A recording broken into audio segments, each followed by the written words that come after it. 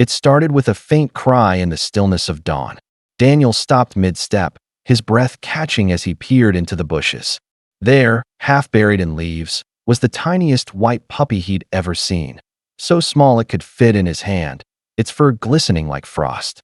It whimpered softly, struggling to breathe. "You're okay now," Daniel whispered, wrapping it in his jacket. From that moment, they were inseparable. But as the weeks passed, Daniel began to notice something strange. The puppy didn't bark. Its eyes gleamed silver under moonlight. Its movements were too sharp, too aware. Months later, a single sentence from the vet would shatter everything. "Daniel, whatever you've been raising, it's not a dog." The morning sun had just begun to rise when Daniel's routine walk took an unexpected turn. The air was cool, the ground still wet with dew, and the distant chirping of birds echoed through the quiet countryside. But amid that calm, a faint, desperate whimper reached his ears. He froze. It was coming from the bushes by the roadside. He knelt down and carefully pushed the leaves aside. His eyes widened. Nestled in the dirt, trembling and helpless, was the tiniest creature he'd ever seen. It wasn't bigger than his palm, its fur as white as snow, its eyes sealed shut. "Hey there, little one," Daniel whispered softly, afraid to scare it. The small puppy let out a weak squeak, curling its body tighter as if begging for warmth. Without hesitation, Daniel took off his jacket, gently wrapped the tiny animal inside, and held it close to his chest. "Don't worry, you're safe now," he murmured. The fragile heartbeat pulsed weakly against his hand. As he walked home, Daniel couldn't help but smile despite his worry. He had no idea that this small act of kindness would unravel a mystery so strange. It would change his life forever. Days turned into weeks, and the tiny puppy Daniel had rescued was now the center of his life. He named her Snowy, because of her pure white fur that shimmered like frost in sunlight. Every morning, she would curl up beside his coffee mug, watching him with curious eyes that seemed far too intelligent for her age. She didn't bark like most dogs, only made soft chirping sounds, almost musical. Daniel laughed it off. "You're just special, huh?" he'd say, scratching behind her small ears. Snowy grew quickly, faster than Daniel expected. Her legs lengthened, her movements became graceful, and her eyes. They were unlike any he'd ever seen. Under the moonlight, they gleamed a sharp silver blue, reflecting light like glass. Sometimes, he'd catch her staring out the window at night, her ears twitching at sounds no human could hear. Neighbors adored her, calling her the angel dog. Kids from nearby homes came to see her play, but Snowy never liked crowds. She preferred Daniel, her rescuer, her friend. When he spoke, she listened. When he was sad, she'd rest her head on his lap, her quiet loyalty melting away his loneliness. Daniel didn't know it yet, but their bond was deeper than friendship. It was something nature itself would soon reveal. That it was around midnight when Daniel first noticed something strange. The house was quiet, the only sound the ticking of the clock, until he heard a faint rustling near the back door. He turned on the porch light and froze. The door was slightly open, and Snowy was gone. Panic shot through him. He grabbed a flashlight and stepped outside, calling softly, "Snowy? Where are you, girl?" He followed the faint sound of movement into the woods behind his home. The air was cold, filled with the scent of pine and damp earth. Then he saw her, standing perfectly still under the moonlight. Her white fur glowed eerily, and her head was lifted toward the sky. A low, haunting sound escaped her throat, not a bark, but a howl. Daniel's blood ran cold. The next morning, he found dirt scattered near the forest edge, fresh digging marks. Snowy's paws were muddy, her eyes distant, almost wild. When he mentioned it to his neighbor, the old man frowned. "You better be careful," he warned. "Farmer's been saying something's been prowling around at night, something not quite dog." That evening, Daniel watched Snowy curl up beside him, her breathing calm. But even as he stroked her fur, one thought wouldn't leave his mind. What exactly had he brought into his home?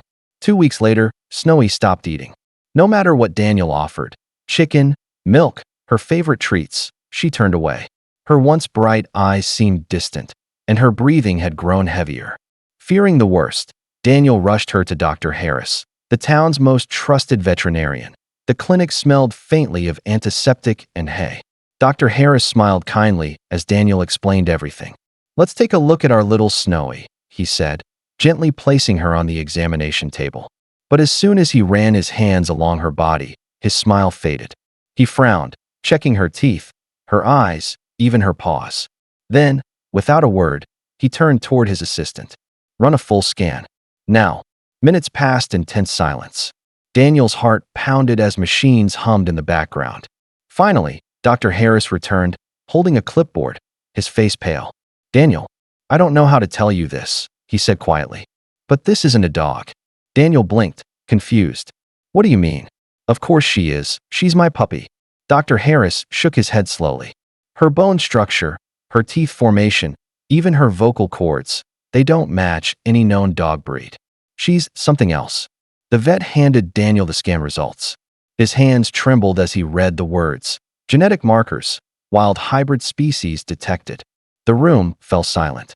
Snowy looked up at him, her eyes glowing faintly silver under the light. Calm, intelligent, and untamed. Daniel sat in stunned silence, the vet's words echoing in his mind. Not a dog. He looked down at Snowy, now resting her head on his lap as if sensing his distress. Her fur shimmered faintly under the fluorescent lights, her breathing steady. That's impossible, he whispered. I raised her. She's mine. Dr. Harris sighed, his tone gentle. Daniel, she's not dangerous, yet. But she's wild. Her instincts will grow stronger, and soon, you might not be able to control her. Keeping her in a home isn't safe for either of you. Daniel's chest tightened. So what are you saying? That I have to give her up? The vet nodded solemnly. There's a wildlife reserve north of the valley. They specialize in hybrids. It's the only place she can live freely without risk. That night, Daniel sat on the porch, Snowy curled at his feet. The forest beyond their home whispered softly under the moonlight. He reached down and stroked her fur, his throat tightening. They don't understand you, he murmured. You're not dangerous. You're just different. Snowy looked up at him with those silver eyes that had once felt comforting but now seemed ancient. Untamed. As dawn broke, Daniel made his decision. Tears blurred his vision as he whispered, I'll do what's right for you, even if it breaks me. The morning air was cold when Daniel loaded Snowy into the truck for the last time. She sat quietly in the passenger seat, her gaze fixed on the passing trees as if she somehow understood where they were going. Daniel gripped the steering wheel, his throat tight, replaying every moment they had shared, the night she howled for the first time, the morning she curled up by his feet, the way she'd watched him with those knowing eyes. When they reached the wildlife reserve, a ranger greeted him kindly. We'll take good care of her, she said softly. Daniel nodded, unable to speak.